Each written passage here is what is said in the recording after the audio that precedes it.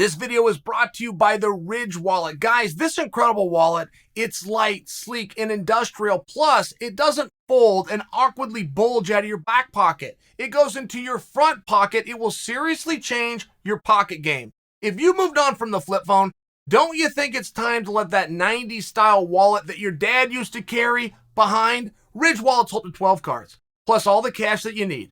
You can choose from over 30 colors and styles, including carbon fiber and burnt titanium. It is the best wallet you can buy, and you don't just have to take my word for it, because there's over 30,000 five-star reviews.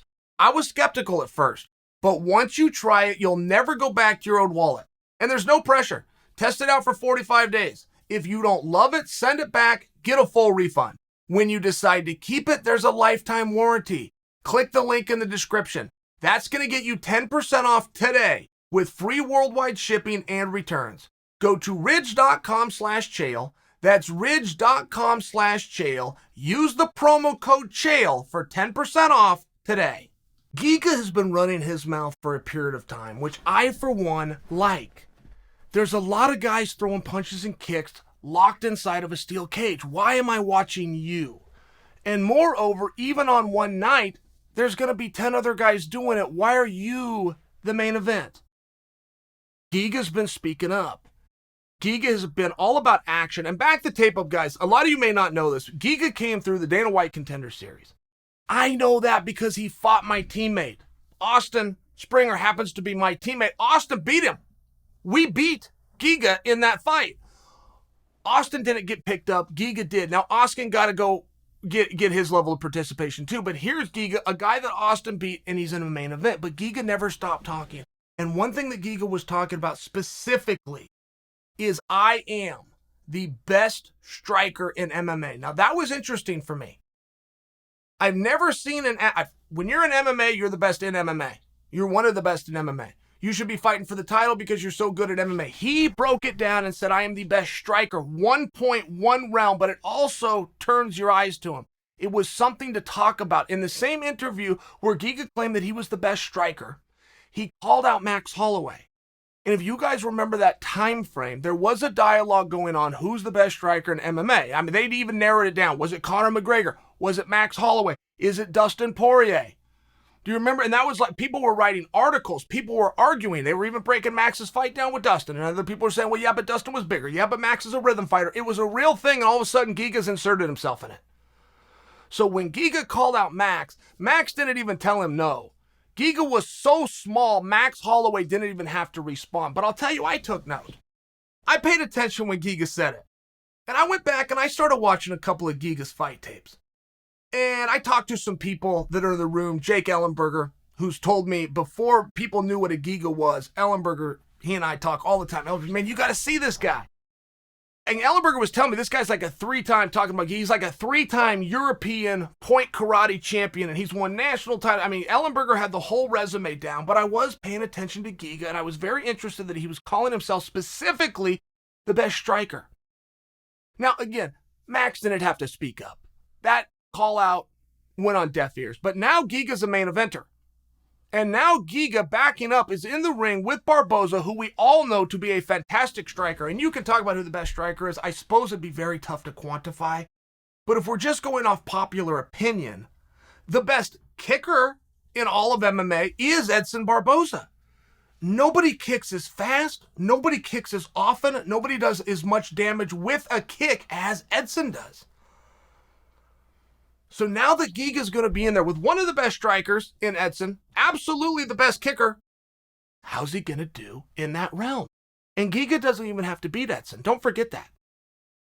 Giga made this very small. I'm the best striker. If he would have been taken down and choked out by Edson, Giga's claim still lives on, which was another reason I loved it. Another reason I thought from a marketing standpoint, he's on to something here. I don't know what it is yet. I don't know how this is going to play out. But there's something to the claim by Giga that he's the best striker. Okay, great. So he gets in there with Barboza, and Giga's hot. I mean, he's red hot. His training's going well. He's in the room. Rafael Cadero, one of the great trainers of all time. Benny Darush is in the room, just by example. He's surrounded by studs out here with Blackhouse. Kelvin Gastelum, is in the room, I could play this name drop game. Giga's going to have to go into 5 rounds. He's going to have to go in with Edson, neither of which is a fantastically overwhelming wrestler, which leads you to believe they're going to be on their feet. And it could go up to 5 rounds. The gig is up. Whatever fun Giga has had, whatever attention-seeking Giga has been after, the gig is up. We now find out what's real and what's not. Giga's as good as he said he was. And as much as I appreciate how Giga was able to get inside and do, this was a 2-man sport. Barboza fought well too. And one thing that Barboza got shut down on was those kicks. And I've watched that fight and I will rewatch it again purely from the technical standpoint. What was it that Giga was doing? Okay, if you're an expert in fighting, then answer this question for me. I'll get the answer, but I'm going to have to go back. I will read your comments. If you're an expert in fighting, tell me this. What was it that Giga was doing? What look was Giga providing that made Edson not throw those kicks, right? Because if you're dealing with a weapon, in this case, the kicks of Barboza, if you're dealing with a weapon, one of the arts of war is if the other guy doesn't ever fire the shot. It's not how many kicks can I take, or can I time this right and check it? If I can make him never pull the trigger to start with. And that's what Giga did. I realize Edson threw kicks, but not in the same volume as a traditional Barboza fight. And I would like to know, and I will get the answer to it myself, what was it that Giga was doing? What was it that made Edson think twice? The number one thing in a broad stroke to stop a kicker from kicking is to threaten the takedown nonstop. You threaten it in the media, you threaten it at the press conference. The second he throws a kick, you change elevation, you blast him, you make it a grappling aspect. That's Giga promised to not do that.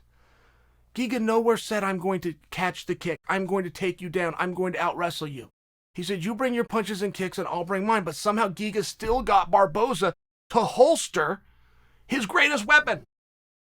So these guys go out there and fight, tie everything in together. Giga gets the win, Giga moves on, and Giga is still calling out Max Holloway. Now, last time Giga did that, Max didn't even have to respond. The call out was so quiet. Right? It was the oldest adage, if a tree falls in the woods and nobody hears it, doesn't make a sound. That's what Giga's call out of Max was. Nobody heard it. Max didn't have to respond. Max is now going to have to respond. And Max might tell him, take the idea and shove it up your ass. He might tell him no, but he's going to have to respond. What a difference a day has made for Giga. A guy who loses on Dana White Contender Series is now a main event on ESPN. Is now calling out a champion of the world. And he's going to get a response.